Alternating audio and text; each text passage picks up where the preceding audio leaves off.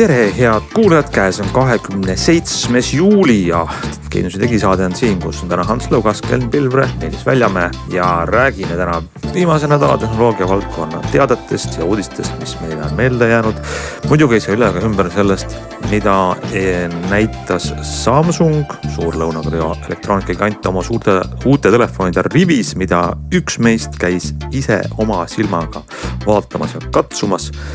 Siis räägime uudistest, kuidas tehisintellekt võtab võimust, tegutseb isepäi internetis ja räägime saatest täna ka pikemalt sellest, mida see Eesti IT-reform, Eesti riigi IT-reform tähendab ja kuidas tegelikult võib-olla kõige aluseks on õiged, kvaliteetsed, asjakohased ja tähenduslikud andmed. Selleks tuleb meile saatesse ja ka üks külaline.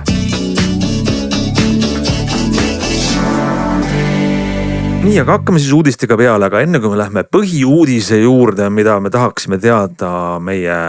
ühelt saate kolmik osaliselt Meeliselt, mida ta nägi Samsungi toote esitlusel. Vaatame korraks peale, mis siin nädala jooksul juhtus ja kõige tähtsam asi, millest vist peaks mainima on see, et Sam Altman tagus trummi sotsiaalmeedias ja OpenAI kirjutas blogipostitusi, et suur asi on juhtunud. Nendel oli väike laborikatse, proovisid seal oma kõige uuemat mudelit, tegid selle katseid, mis on selline, mida veel inimestele pole kätte antud, aga töö käib ja see oli nii. Võtame siis lühidalt kokku, kindlasti olete kuulnud seda juba uudist, aga mudel murdis välja oma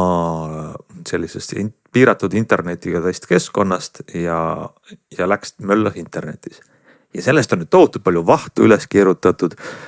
Ma võin kohe öelda, et ma olen selle vahu osas väga skeptiline. Ikkagi võiks paari sõnaga võib-olla ka selgitada neile, kes ei ole kogu aeg uudiseid lugenud, et mis juhtus, et see pealkiri oli selline, et model went rogue ja mida iganes. Sensatsiooniline on. Väga sensatsiooniline. Aga tegelikult iseenesest on see narratiiv, kasutame sellist sõna ikkagi huvitav, sest et kui tavaliselt tehakse teste, siis see test nagu oli selline, ütleme siis testist kokkuvõttes oli see, et OpenAI võttis paar oma mudelit, väidetavalt siis mingi väga uus ja siis 5.6 Sol ja need pandi siis selliseks suletud liivakasti ja hakati siis jooksutama küberturvalisuse võimekust hindavat testi. Selle nimi oli Exploit Gym, mis on selline test, kus siis saab skoori, seal on sadu ja sadu tarkvaradest pärit turvaauk, ja kui mudel selle testi nagu läbi käib, siis ta saab võimekuse skoori, mida saavad testijad avaldada, et kui hästi seal mudelil läks. Ja see oli nagu mudeli lähteülesanne, et ta lasti sinna lahti ja ta pidi seda testi tegema. Aga mudel selle asemel, et ausalt testi teha, vaatas, et miks mitte hoopis võib-olla sealt liivakastist välja minna ja need testi tulemused nii-öelda nagu spikerdada siis lihtsustatult öeldes. Ja siis mudel selle asemel leidiski kõigepealt avastas, et tal ei ole seal internetti ja siis ta hoopis lähenes loominguliselt ja leidis siis OpenAI sisevõrgust sellise nii-öelda seni dokumenteerimata turvaaugu, mille kaudu sai ta sealt liivakastist välja ja siis ta järgmisena mõtles, et kus ta võiks need testi tulemused saada ja siis ta järeldas, et üks suurimaid platvorme, mis siis mudeleid haldab ja koondab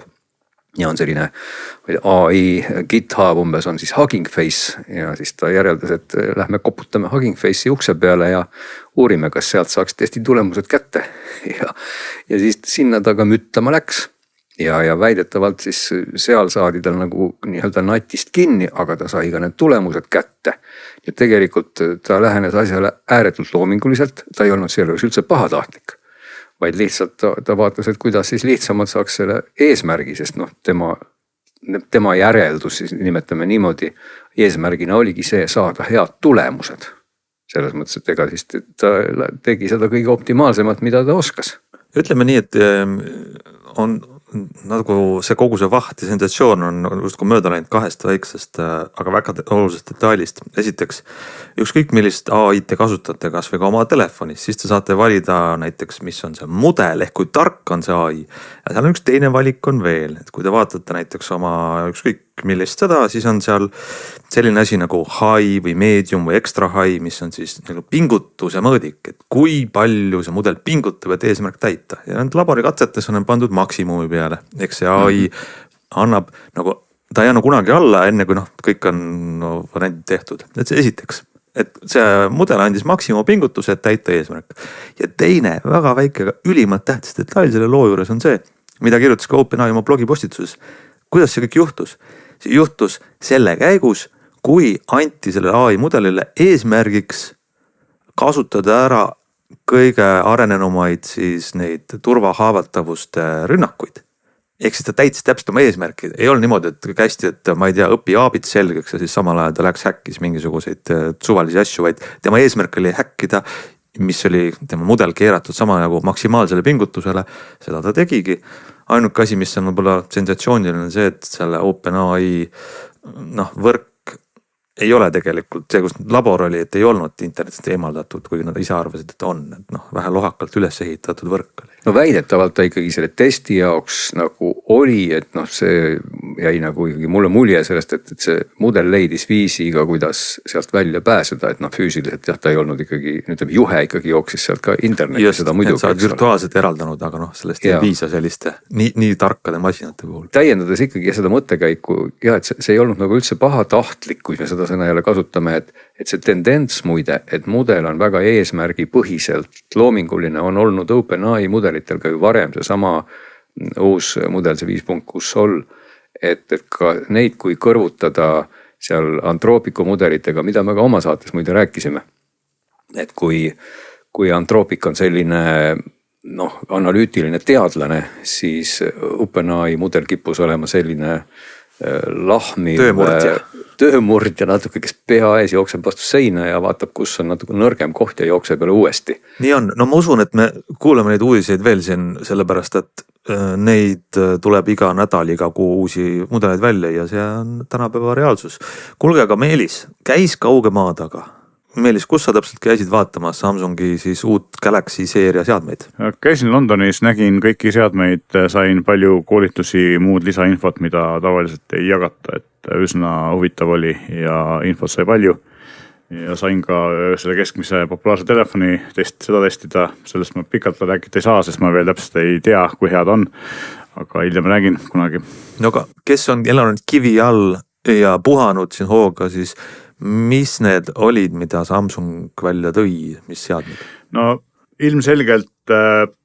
kõige põnevam ja huvitavam ja tundub, et ka rahva poolt kõige palavamalt armastatum on siis uus selline passikujuline ehk lühike, aga samas lühikesega laia välise ekraaniga telefon Bold 8 ja tal on siis sisemine volditav ekraan on varasemast tavalisest Boldist, mis praegu selle aasta kannab Ultra nime, on siis madalam, aga laiem, eks ta on lai ekraaniga, 4.3, tegelikult ei ole küll päris lai ekraan, aga ta on ikkagi laiem kui see ruudukujul, mis vannast oli. On väga huvitav, väga teistsugune ja vajab kindlasti harjumist, aga tundub, et massidele see väga meeldib. Nii et eks me näegu populaarseks osutub. Põnev mudel on küll, kompromiss on ka tehtud, põhiline kompromiss on selles, et ta on 2 kaameraga ja 2 kaamerat on pigem sarnased flipil ja kuigi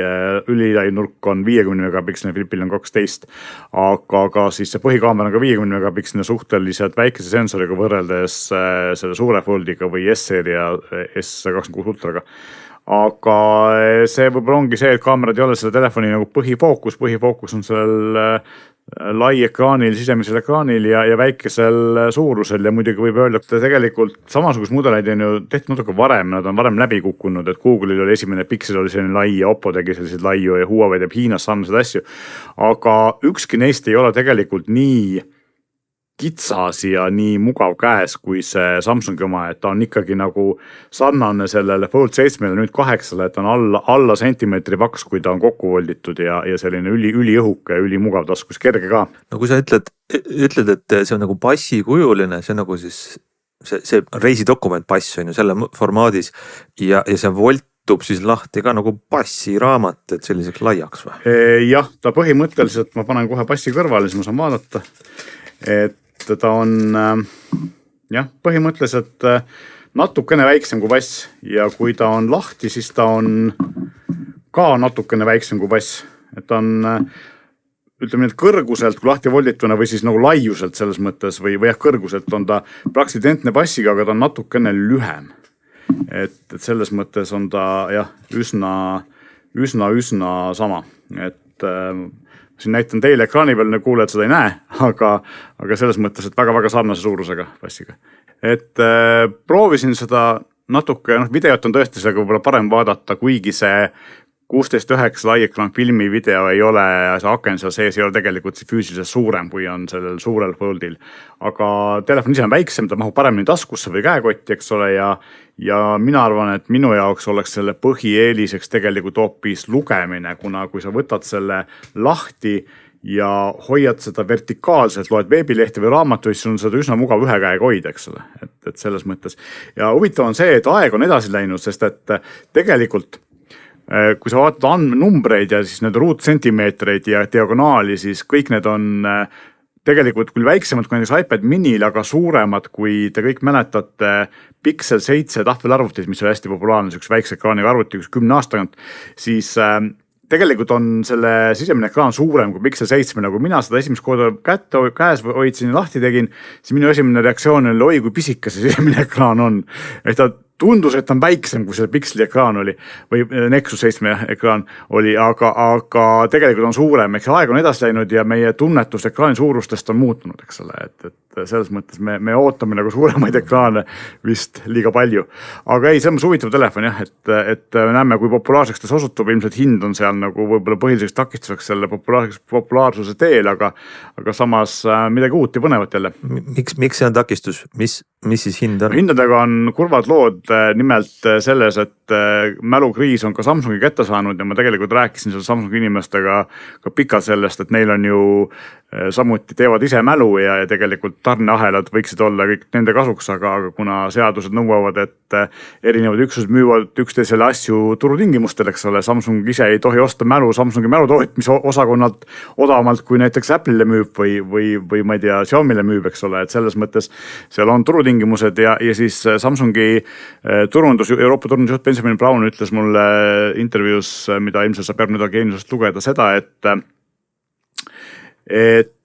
nende põhiline eelis tegelikult on see, et kuna üsna mitmed tehased on neil Koreas, siis ka mälutehased on Koreas ja lihtsalt transport on lühem maa peal, et see on nagu ainus eelis, aga odavamalt nagu tegelikult jah, nad ise mälu osta ei saa. Ja selle tulemus on see, et kõik need telefonid on üüratud kallid, nagu meie kõik telefonid viimasel ajal on üüratud kallid. Kõige lihtsam, odavam väike volditav flip on nüüd 1339, see keskmine passisuurune mudel on 2069 Eestis, eks üle 2000 euro ja siis see suur 2069. Ja see klassikaline volditav Fold 8 Ultra on 2269, nii et need on kõige odavamad 256 giga mäluga mudelid. Ja me võime lohutada ennast sellega, et Soomes põhjanaabrite juures algavad kõik nende mudelite hinnad siis 69-99, kuna seal on vist käibemaks veel kallim või suurem. Nii et selles mõttes need hinnad on röögatud, aga samas kõik teised tootjad tõstavad ka hindu, nii et selles mõttes ega Samsung ei ole siin üksi. Et jah, kurb on, et tegelikult ja minu jaoks just selle passi kujulise arvestades seal on nagu mitu kompromissi, et see ekraan on väike, aga võib-olla paljudel see meeldib. Üks kaamera on vähem, eks ole, et selle kõige puhul mina tahaks, et oleks nagu hinna poolest sarnane sellele, mis ta on välimus, et ta on nagu Flipi ja Foldi vahepealne, et kus hind oleks ka nagu rohkem Flipi ja Foldi vahepealne ja mitte nii ligidal selle suurele Fold 8 Ultrale, ma räägin Foldiga, see Ultra nüüd, et siis tegelikult, kui ta oleks selle 2069 asemel mingi 1799 või isegi 1699, ma usun, et see saaks üliedukaks, aga selle hinna ees, kui palju ta kliente leiab, tõenäoliselt leiab lihtsalt, kuna seal messil oli näha ja tegelikult ka uudistes, mis peale seda, mitte messile käsitlusel ja uudistes, mis peale seda esitust välja on tulnud, siis kõik, kes seda katsunud on, kõigile see väga meeldib, nii et järelikult nad on ikka õigel teel ja ilmselt kui Apple tuleb sarnased ekraaniga volditavaga välja, siis see jällegi mõjutab ka seda turgu, ehk siis nagu tõusev meri ujutab kõiki paate, eks ole, ehk siis ja lõpuks näeme, aga kas öelda, et see viide Apple'ile saab olla realistlik alles 5 aasta pärast, on ju, et meil on oodata volditavat iPhone'i küll septembris, aga see ei saa kuidagi olla mõjutatud viimasest tootearendusest Samsungil? Seda küll, aga lihtsalt see, et kui see formfaktor nagu muutub, kui Apple'il tuleb samasugune, siis ilmselt ja teada on, et ka hiinlased väidetavalt teevad ikkagi sama asja, kui Huawei tegi juba varem. Aga jah, et eks me näe, võib-olla räägime kiirelt teistest mudelitest ka, et Fold 8 eelmise Fold 8 asemel on nüüd väga sarnane Fold 8, aga selle nimesse on lisandunud Ultra, ehk siis eristada seda uut mudelit suuremast, kallimast mudelist. Enamus asju on sama, loomulikult kõige uuem kiip, põhiline 2 uuendust, mis on tehtud tegelikult siis selle kõige suurem ehk ultramudeli puhul esituseks on see, et esimest korda on võetud kasutusele siis ränisüsinikakud, kuigi süsiniku või ränikihti sisu on seal vähem kui hiinlastel, sest Samsung on konservatiivne, ettevaatlik igaks juhuks, aga eelmise aasta mudeli 4400 mAh aku asemel nüüd 5000 mAh, mis on ikkagi Samsungi jaoks nagu päris suur saavutus ja samas on tehtud telefon jälle küll millimeetri murdosa võrra, aga natuke on siiski õhemaks ja ülilai nurkkaamera on nüüd 50 megapikseline ja parem kui varem. Zoom-kaamera on endiselt sama. Need on 2 põhierinevust. Kõigil 3 volditaval telefonil on tehtud natukene ümaramaks raami sisekülge selle koha pealt, kus siis näpud lähevad vastu, et teha lahti telefoni, eks ole, et telefoni avamine on mugavam kui varem, kohe tuntavalt parem. Ja tegelikult siis kõige odavam väikemudel Flip on tegelikult nagu kõige vähem uuendusi saanud, et seal on aku on sama, aga laadimine on endiselt aeglane. Ta on samamoodi vist 0,1 millimeetrit õhem või 0,2, hästi vähe õhem paberi peal, aga ma ei tea, kas on see mõjutab või mõjutab siis see sama natuke ümaramaks tehtud raami osa, aga ta tundub käes palju õhem, kui ta tegelikult nagu paberite järgi peaks olema eelmise aastaga võrreldes, et ta on käes kõvasti mugavam. Ja põhiline võib-olla siis Flipi erinevus eelmise aasta mudeliga on tegelikult, see on ka vahe, et Exynos 2600 ehk Samsungi enda protsessor on sees, aga see on kuskil kolmandiku võrra võimsam kui eelmise aasta Exynos 2500 ehk see tegelikult ikkagi päris tippklassi protsessor. Aga ja, et põhiline erinevus on tarkvaras, et siiamaani me oleme rääkinud seda, et Flipil peab ju selleks, et kasutada kõiki äppi välisel ekraanil, kasutame seda Goodlocki moodulit ja see on keeruline ja selline tüütu, siis nüüd on tehtud lõpuks see ära, et õpitud Motorolast ja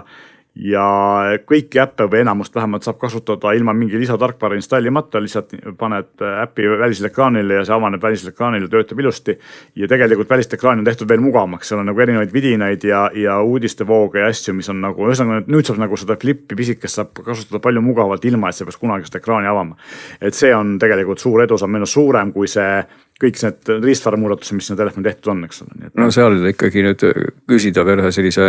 filosoofilisema küsimuse, et kui ma mõtlen ka enda kunagise Flipi testimise peale, et kui nagu vanasti olid need teokarbi või mis need on, merekarbi kaamerad ikkagi sellised, et sa tegid seal alati lahti, kui sul oli pea midagi teha ja kui alguses Flipil tuli ju väike ekraan, siis pidi ka seda tegema kogu aeg lahti, siis läks ekraan suuremaks, siis me tegelikult nagu hädaldasime, et oi, et miks me ei saa seal kõiki asju teha. Aga nüüd me oleme jõudnud sellisesse nagu kuidagi nagu mõnes mõttes äraspidisesse olukorda, kus see väline ekraan on siis jah, umbes sama suur võib-olla nagu kunagi oli esimene iPhone ja kui ma nüüd selle telefoni taskust siis võtan, et kas ma siin pean ta lahti tegema või pea, et kui ma nüüd lõpuks seda Flipi siis 90% ajast tarbin selle väikse ekraani pealt ja selle nimel on mul taskus selline pontsakas, ikkagi kallis ja mitte nii heade kaameratega telefon ja selleks, et vaadata sisemist ekraani, ma ei tea, pean ta lahti tegema, siis see kuidagi tegelikult on nagu tüütu, et kui ma nagu ette mõtlen juba selle telefoni peale oma taskus, siis ma põhimõtteliselt on 2 varianti, kas ta on kogu aeg kinni või ta on kogu aeg lahti. Et nagu see klõbistamine kogu aeg ja selle avamine, et kas see on üldse nagu seda väärt, et ma saan siis nagu sellise kitsama, pikema ekraaniga telefoni, mis on jälle paks. Päris palju neid inimesi, kes võib-olla lihtsalt tegevuste jaoks ei peagi lahti tegema, teevad just arvutelefoni lahti, et võib-olla me peaksime küsima meie kolleeg Indrekult, kes on tohutu Flipi fänn olnud aastaid, eks ole, et mis on tema nägemus sellest, kui äge see tegelikult on, aga mina võin siia juurde öelda ühe võib-olla sellise vastuolulise või kontroversial arvamuse, et minu arust see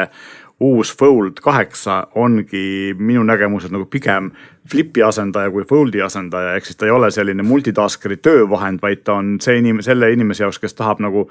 enamus ajast kasutada välist ekraani, aga see oleks pisut kompaktne, et see ka lühikeste püksid taskusse või kuskile ära mahuks, eks ole, ja samal ajal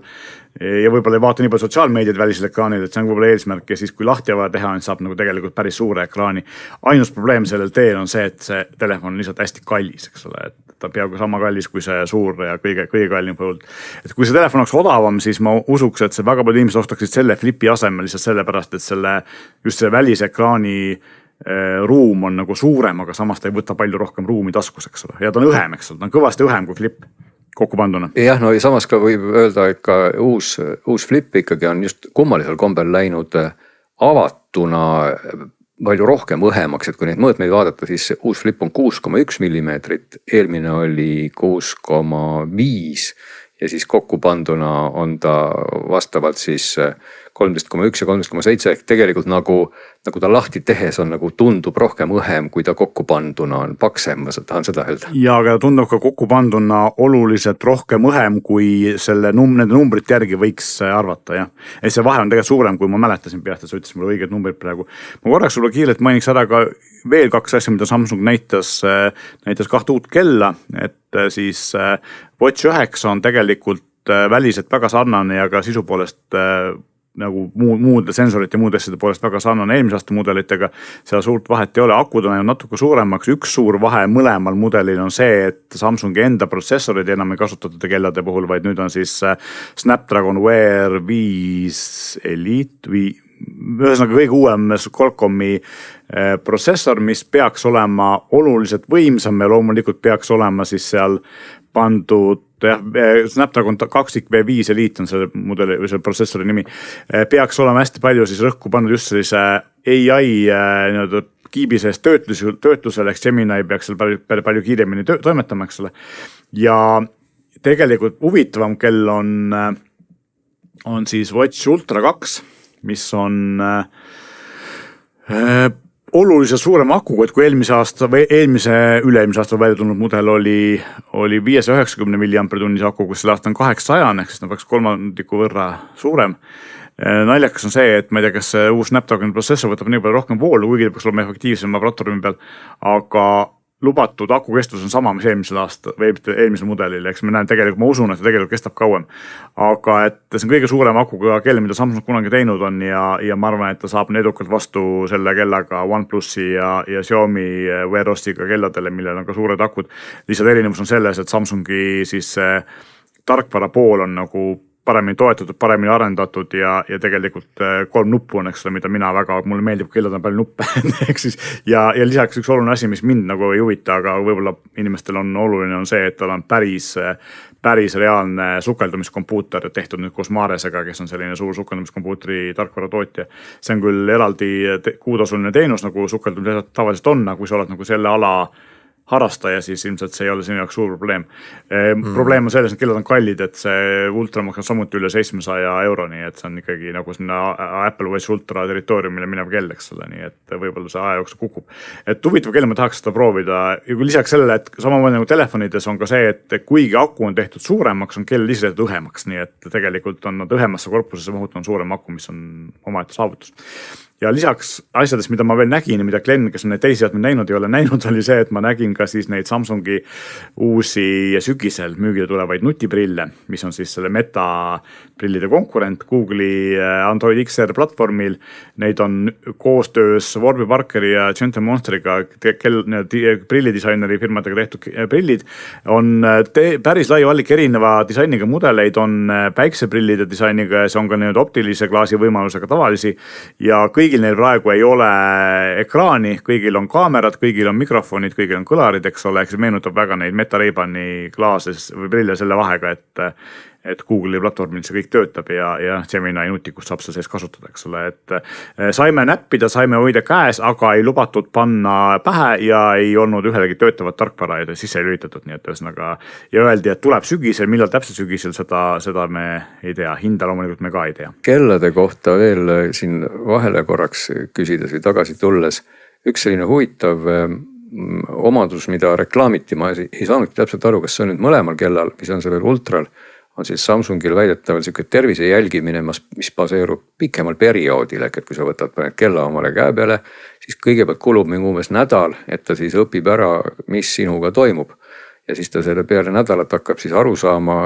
mis iganes andmetest ta andmepealt suudab välja lugeda, et kas sa parajasti oled liiga kuum või liiga külm või on sul süda liiga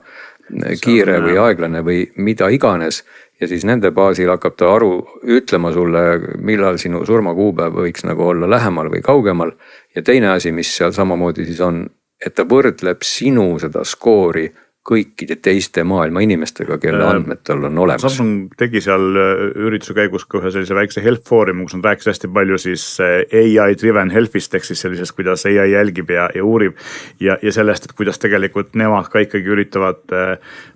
panna rõhku sellele, et see asi ei oleks lihtsalt vidin käel mõttetute asjadega, või sellest andmest oleks päriselt kasu, et võib-olla lõpuks jõuaksid mingisuguste päris tulemusteni sinu tervise kohta ja kandjal oleks sellest ka reaalne kasu ja võib-olla arstil oleks sellest reaalne kasu, eks ole. Ja eks kuidas see päriselt tööks või reaalsuseks saab, seda me näeme, aga tundub, et nad seda tõsiselt võtavad ja tegelikult see kannan nädal aega ja siis vaatan on tegelikult päris levinud viimasel ajal, et ma ei tea, kuidas sul Glen Pixel Watch teeb, aga näiteks see Google'i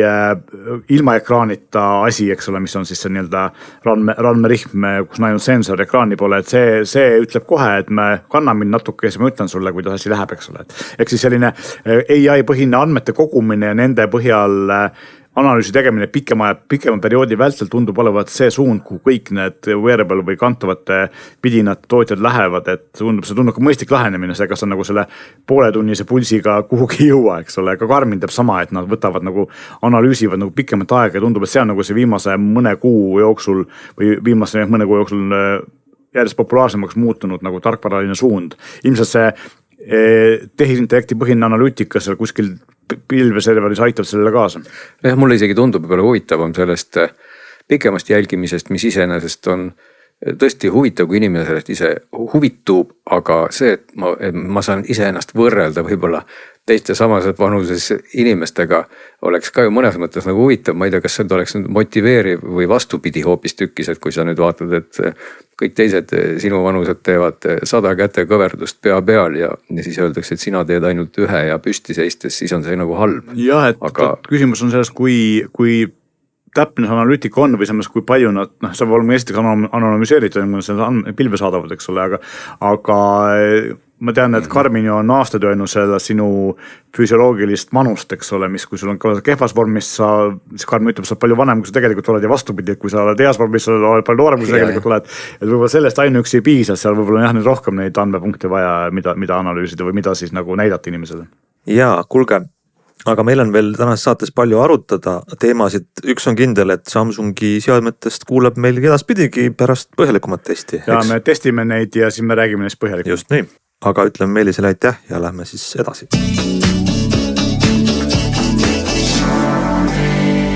Ja vahele ütlen ühe teate nüüd ka selle kohta, et meie saatel on ka see nädal toetaja ja arvasite õigesti Xiaomi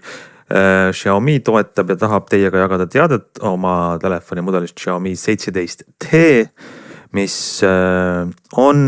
Eestis saadaval ja märkimisväärne päris mitme asjaolu poolest. Esiteks väga kompaktne, hea ehitusega, tugev IP68 telefon, millel on siis 120 Hz väga hea AMOLED ekraan. See on põhiline. Samas väga kõva aku, 6500 mAh ja tegelikult telefoni eripäraks peamiseks tugevuseks on siis tema suurepärane telekaamera 5-kordse suurendusega lausa, mis kasutab seda tuntud kuulsat periskoop-tehnoloogiat. Muidu ka hea jõudluse kiirusega vastupidav telefon, nii et vaadake meie tänase saate toetaja Xiaomi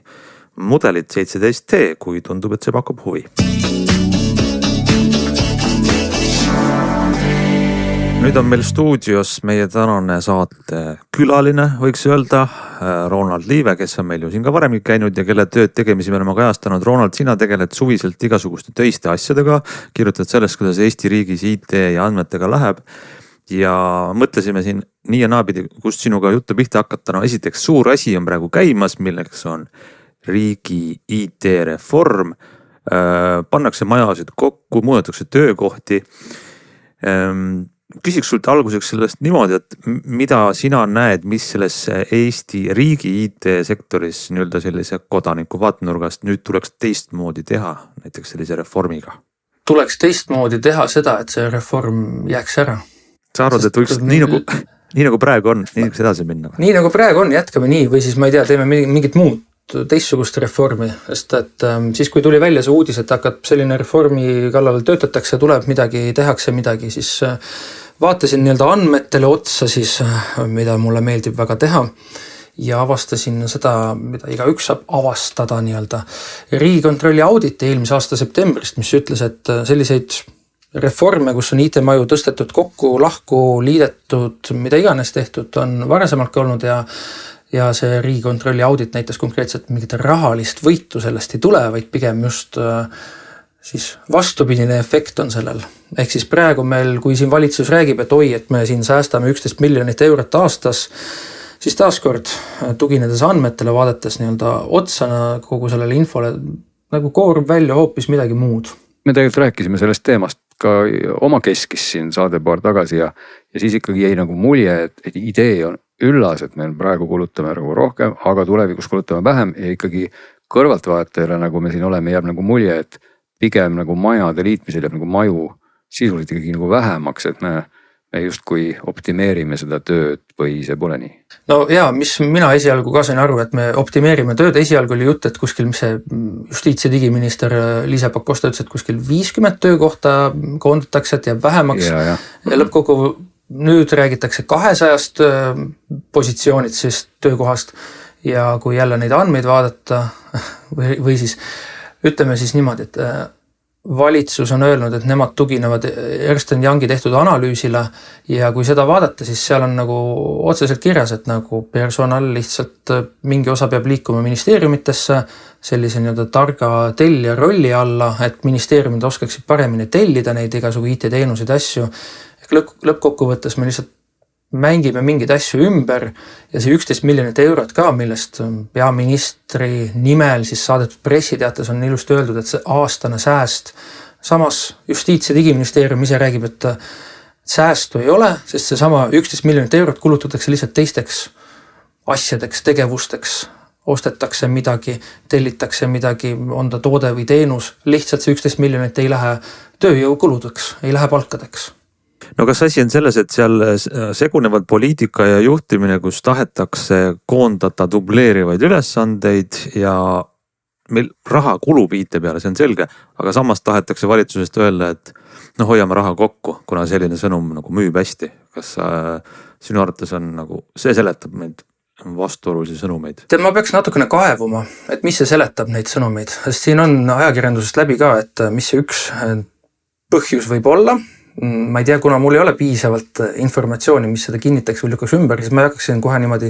ehku pealt kiiruga spekuleerima. Lihtsalt kui meil jääb IT-majades endal seda personali vähemaks ja hakatakse rohkem tellima mujalt sisse, siis igasugu teooriaid tekib kohe. Et kust siis teda tellitakse ja kes neid asju teevad? Ja mulle tundub, et kas ei ole nagu ikkagi kõige alus ja vundament see, et Eesti riik kogub ühesuguseid andmeid, teeb need avalikuks erinevate riigiasutuste vahel ja eraisikutele ja firmadele ja garanteerib, et andmed on olemas ja kättesaadavad. Ja selle peale saab juba ehitada seda tuleviku IT-riiki. Kuule, see on nagu hästi ilus illusioon, mis sul on, aga ma arvan, et tule jalgadega maa peale tagasi. Mina ei ole seda kogenud ei nii-öelda tavainimesena kui ka, ma ei tea, kellegi teisena, et riik koguks neid andmeid kuidagi liiga palju, topelt ja et nad teeks need ka siis ilusti kättesaadavaks kõigile huvilistele. Sest et need samad minu testitud sellised lahendused, kui tulid need uued ChatGPT ja Claude'i versioonid läbi, ütlesin, kuule, et Eestis on nagu vahvad avaandmed on olemas, võtke ja tehke mingine lahe äpp või teenus mulle, mida riik ise ei ole suutnud pakkuda, siis selle raames komistasin väga ruttu selle otsa, kus need avaandmed, mida riik meil suurenemast ütleb, et need on nii aegunud, vanad, seal pole aastaid midagi uuendatud või siis need ei ole masintöödeldaval kujul olemas. Ehk siis ma ei tea, mulle tundub seda, kui natukene mõelda selle IT-reformi peale, siis nagu äkki teeks selles mõttes IT-reformi, et teeks päriselt Eestist selle e-Eesti, mida meil on aastakümneid räägitud, et meil on, aga reaalsuses ei ole. Me oleme nagu ajale jalga jäänud, kõik teised nagu panevad ees minema, teevad tõesti nagu lahedat innovatsiooni ja ütlevad, et okei, jah, see AI on, aga nüüd nagu päriselt kasutame seda ära, nagu rakendame seda, aga ma ei tea, tundub, et me kuidagi fookus läheb mujale ja valedele asjadele. Aga siin on nagu hästi mitu asja, kui vähemalt 2 kuidagi lähevad segamini, et üks asi on see IT-reform, kus neid maju liidetakse, tehakse asju. Teine on just nüüd see avaandmete juurde pääsetavus ja vaid ja siis 3. asi oleks üleüldse, et mida siis keegi üldse peaks tegema, et midagi läheks paremaks, et kui sa ütled, et no, et see on ikkagi halb mõte praegu kokku, et raha läheb hoopis minema ja midagi ei juhtu. Mida peaks tegema sellist, et siis raha ei läheks minema ja midagi juhtuks? Raha ei lähe minema, kulub see sama raha, nagu ma rääkisin alguses, et öeldakse justkui, et nagu me säästame raha, aga tegelikult me ei säästa raha, lihtsalt see raha liigub natukene teistesse kohtadesse. Nii. Aga see Eesti AI algatus on ju vahva ja tore, et nad seal justkui nagu midagi üritavad teha ja nii, aga võib-olla siis ongi, et oleks võinud võtta Eesti AI algatuses kellegi ja anda neile kas või see IT-reformi aluseks olnud analüüs ette ja öelda, et las see tehisarv vaatab üle, et mis seal analüüsis nagu on sellist nagu tõsist ja mitte ja siis kas siis seda rakendada täies ulatuses või mitte ja kui mitte, siis kuidas mitte ja mu jutt läheb natukene laiali, aga nagu lihtsalt üks näide sellest IT-reformi põhjal, et kui võtta see analüüs kätte ja lugeda seda, siis näiteks 11 miljonit eurot, mis seal on, see 11 miljonit eurot ongi sealt analüüsi põhjalt tulnud, aga seal analüüsis on välja toodud, et see 11 miljonit on saavutatav aastaks 2029, kui ma eksin, mitte nüüd kohe praegu ja ainult siis, kui seda plaani rakendada, analüüsis välja toodud nii-öelda kavatsust plaani rakendada täies ulatuses, aga seda ei rakendata täies ulatuses, seda on juba välja öeldud, et see ei lähe niimoodi nagu seal on kirjas, et võiks olla. Ehk siis tegelikult meil ei tule ju siis see 11 miljonit kokku. Oota, aga mis see 11 miljonit on? Mul läks sassi vahepeal. 11 miljonit on see, mida peaminister Kristen Michal ütles välja, et tänu IT-reformile me säästame 11 miljonit eurot aastas. Me säästame. Aga miks meil on vaja säästa? Et me saaks miks on vaja säästa 11 miljonit üldse? Ma küsin nagu meie vahel, sama vahel, mitte et... Kuule, rasked ajad on ikka vaja säästa. Me säästame selles mõttes, et neil ei lähe midagi halvemaks. Ma ei tea, kas nüüd tuleb juurde, see on nüüd ise asi, aga lihtsalt, et praegusel kujul me maksame siis 11 miljonit rohkem, aga ei saa siis nagu midagi vähem, kui me hakkame siis maksma 11 miljonit vähem ja saame ikka sama palju, on see segane jutt. Ehk et kui ma lihtsalt kõik need asjad üritan kuidagi kokku panna arusaadavaks, vaadates ka seda sinu äppide testi või mis sa tegid avaandmete baasil ja mille AI rõõmsalt tegi ja algatas. Ma saan nagu ikkagi aru, et see suund võiks olla selline, et me saaks kuidagi neid AI võimalusi siis kasutada ära nii, et inimestele jääks see roll nagu ka sinul praegu selles testis oli. Ehk et roll olla selline AI juht nii-öelda või direktor, sina ütled, mida sa tahad, ütled tee. Ja siis see suur käsitööliste armee, kes seni miljoneid kulutas, enam neid miljoneid ei kuluta, sest sa saad ju tegelikult selle tulemuse kätte ja sa saad seda ise juba siis vastavalt muuta, parandada või anda ka mingitele inimspetsialistidele siis veel läbi hekseldada loomulikult. Ja ma arvan, et sellega me teeksime palju rohkem innovatsiooni ja potentsiaalselt teoreetiliselt hoiaksime maksumaksjate raha kokku ja mida kõike veel teeksime oma eestlaste elu paremaks, kui meil tõesti see avalik sektor viljeleks seda, mida nad on öelnud, mida valitsused, kõik valitsused, mis meil siin on väga mitu korda olnud, kes on kõik nii-öelda väga IT-teadlikud, IT peale mõtlevad, digiteadlikud olnud, isegi sellised valitsused, kust esialgu vaatad, et see IT-minister, ma ei tea, kaotab meil üldse tead ID-kaardid asjad ära, aga lõppkokkuvõttes ei ole keegi midagi sellist teinud, on ja e-valimised kõik on alles jäänud. Ehk siis jälle need avaandmed, kui meil oleksid need masin töödeldaval kujul olemas, seal on nii palju igast erinevaid võimalusi, mis tuleb ka tavainimestel pähe, kuule, mul oleks vaja mingit sellist äppi, teenust, mida iganes ja kui need andmed oleksid olemas, saaks selle nagu väga kiirelt tehtud ja suure tõenäosusega me saaksime sealt väga edukaid kasutuslugusid, mida tuua näiteks nii-öelda siin Eestis siseselt kui ka rahvusvaheliselt öeldagi, et näete, meil kodanik see, tal oli see mure, me riigina pakumegi selliseid andmeid täiesti tasuta ja niimoodi pidevalt uuenevad ja masinloetaval kujul, tema võttis oma ChatGPT või Claude'i lahti ja tegi selle asja lahti ära ja nüüd tal on kõik need miljonid eestlased kasutavad seda ja elu on ilus ja lill. Ehk et siis ma saan nüüd aru nii, et see teravikustöö peaks olema hoopis selle koha peal, et olgugi, et need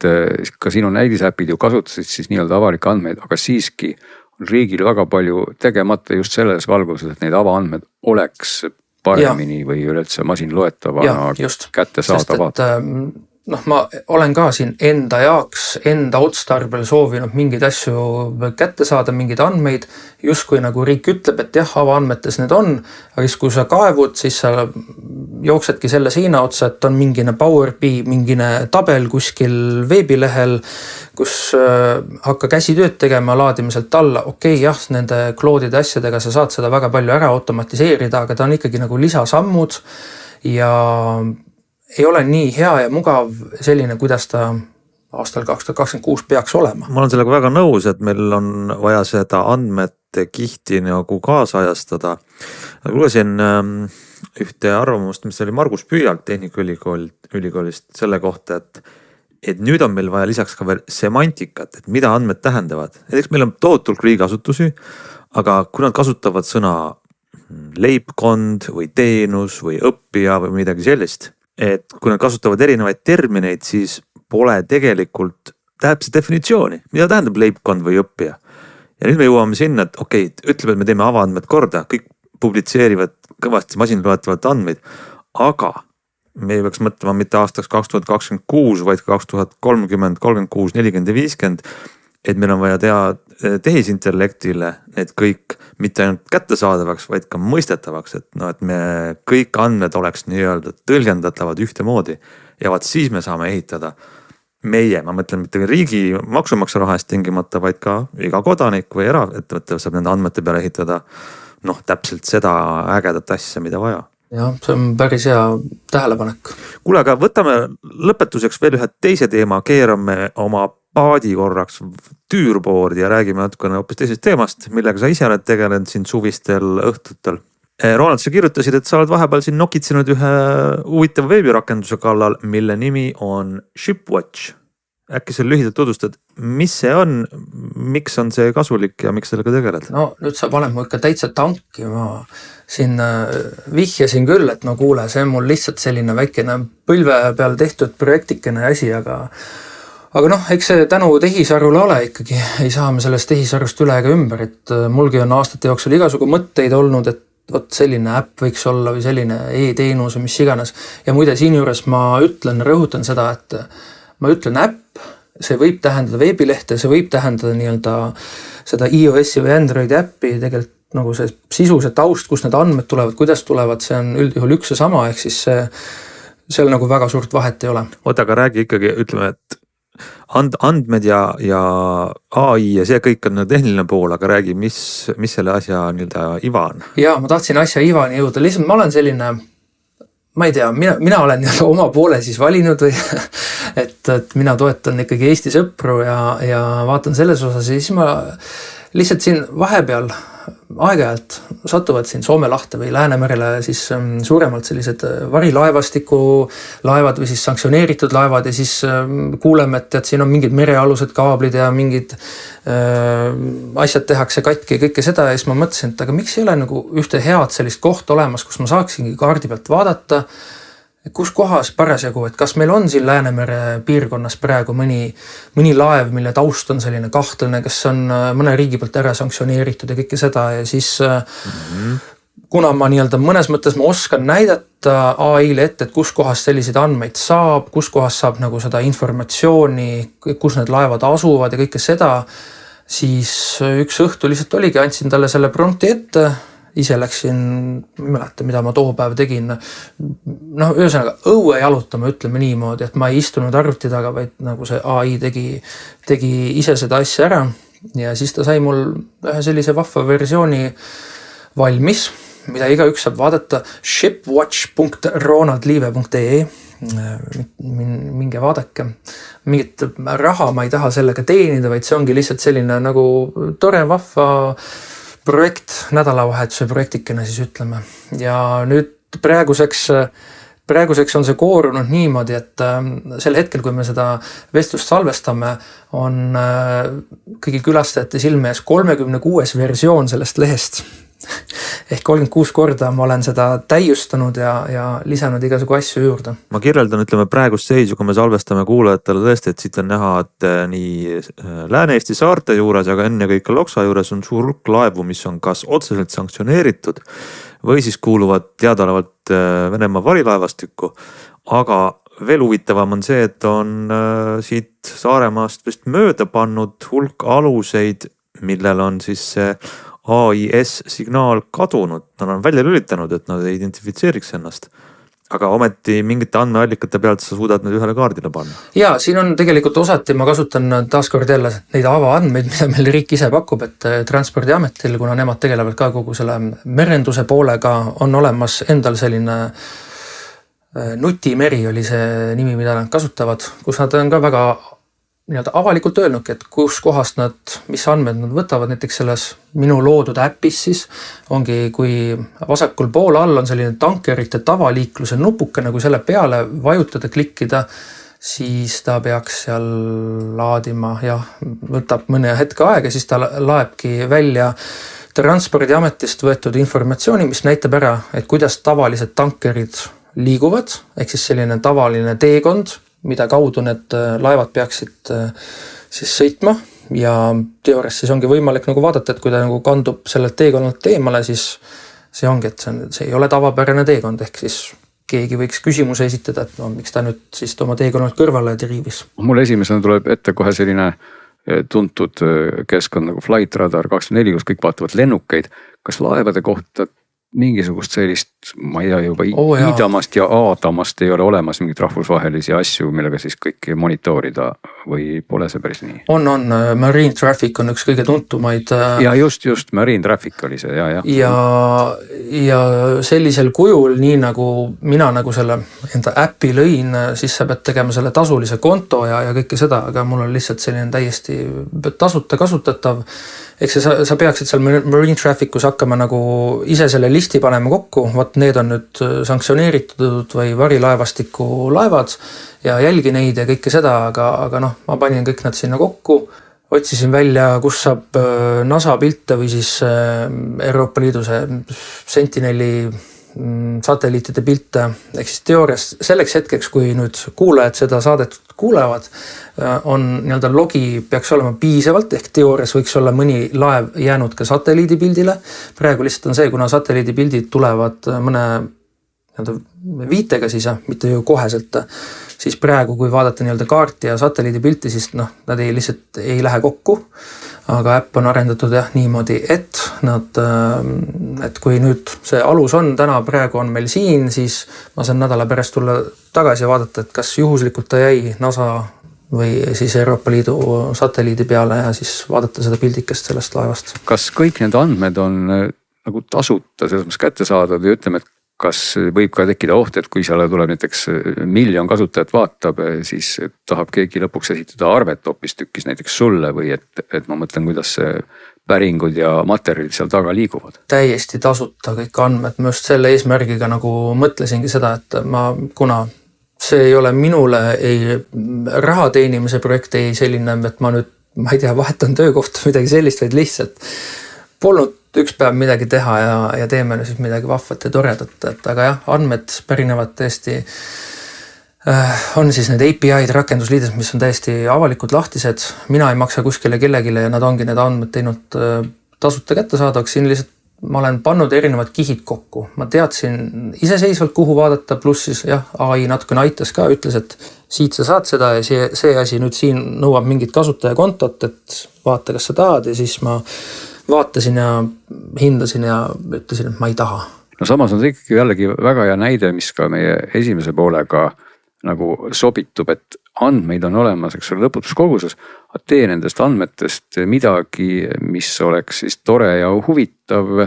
ja kõik, kes tahaksid, saavad seda vaadata, sest noh, tõesti täna võimalus nagu teha on peaaegu kõigil, aga sul peab olema hea mõte, miks sa tahad seda nii teha. Ja kui sa selle ilusti kokku paned, siis ei pea ju kõik tegema omale sellist laevade või lennukite järgimise äppi, kui üks juba selline on olemas, mis on äge. No see on jah selline suurem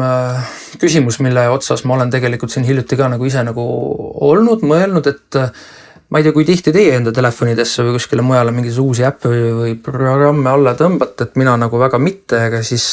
ma olengi pigem läinud juba seda teed, et kui ma ise oma isiklikust elust, mul on mingi puudujääk, mingine probleem, mure, mida mul on vaja ära lahendada, siis ma mitte ei lähe otsima, kas selline äpp on olemas, vaid ma lähen ja teen selle asja endale. No absoluutselt ja see võiks ka toimida ka laiemas mastaabis, kui me vaatame ka riigi poole tegelikult. Et miks mitte siis teha asju, mis tundukski head ja vajalikud ja jõuame jälle otsapidi nende sinu näidete juurde ka ju välja, eks ole, mis sa tegid riigi andmete baasil. Ehk siis minge kõik vibe-koodiga. Vibe-koodimisest, kui ma olen ka siin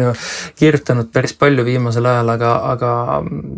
ja lihtsalt kui keegi läheb vibe-koodib nüüd selle jutu põhjalt, sest Glen, ma tean, sa oled ka vibe-koodinud, on ju. Et siis lihtsalt öelge vähemalt oma AI-le aeg-ajalt, et kuuled, et eriti veel, kui sul peaks tekkima selline mõte, et sa tahad selle asjaga lõpuks hakata raha teenima. Ütle talle, kuule, nüüd on sinu eesmärk, ole see mingine infoturbejuht, kes iganes, mingi küberturbe ekspert ja tee üks pentest läbi ja niimoodi ma näiteks selle samal enda loodud shipwatch.ronaldliive.ee lehel leidsingi mingised selliseid puudujääke, mille ta lahendas ära ja tahaks nüüd loota, et kui näiteks venelased leiavad selle saidi üles, et siis nad ei häki sinna sisse, ei saa minu mingiseid koodikesi, paroolikesi kätte, sest tegelikult jah, ma andsin endast parimat, seal ei oleks üldse sellist võimalustki. Ja ma ütleks lõpuks jällegi hoopis selliselt ütleks, et tehke ikkagi asju, mida on vaja teha, millel on mingi eesmärk ja mõte. Ja mõnes mõttes ma loodan, Ronald, et sinu äpi mõte kaob ära, et meil see varilaevastik pannakse kinni ja enam sõidaks, siis poleks ka midagi vaadata, aga siis on võib-olla uus mõte juba, seni kuni see vajadus on, siis on sellisel asjal ka mõte olemas. Ütleme Ronaldile täna aitäh saatesse tulemast ja räägime teinekordki. Nii, aga sellega meie saade tänaseks jõudnud oma lõpu sirgele. Aeg on panna punkt. Ütleme seda, et meie kirjakasti on kogunud tagasisidet. Aitäh selle eest. Ilmselt järgmine nädal või mõni järgmine saade võtame ette ja menetleme seda. Kirjutage meili ka aadressile kirjad@digisaade.ee. Aga meie nädal aega kogume jälle teateid ja uudiseid ja teemasid, mida teiega jagada ja oleme tagasi järgmine nädal.